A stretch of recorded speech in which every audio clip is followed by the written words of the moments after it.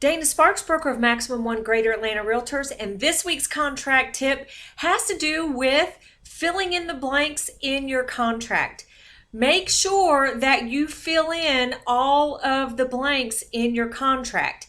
For example, if there is a little checkbox to fill in, even if you fill in the information in the fill in the blanks, make sure you check the box to make sure that whatever you complete in the fill in the blanks is included as part of the contract. For example, on the legal description of the contract, there are several options in both the GAR contract and the RE forms contract. There is an option to either attach a legal description, i.e. a copy of a warranty deed, or the option to fill in the deed book and page, or the option to fill in land, lot, district, so forth and so on.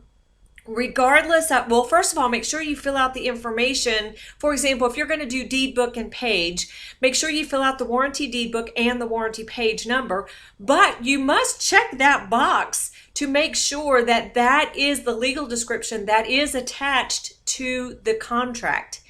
If you have a fill in the blank that calls for words, you're going to put the letters NA, which stands for not applicable. And in the GAR contract this year, that is specifically defined, that you'll see in paragraph C, the other section. If you have a fill in the blank that calls for a dollar amount, for example, you will have the dollar sign and then a fill in the blank, you are going to put in 0. That communicates that the buyer and the seller did negotiate that item and they negotiated the amount to $0. If you put in NA, that could communicate that the buyer and the seller did not address that issue and could still be open for negotiation. So make sure if it's a fill in the blank for a dollar amount, you put in 0.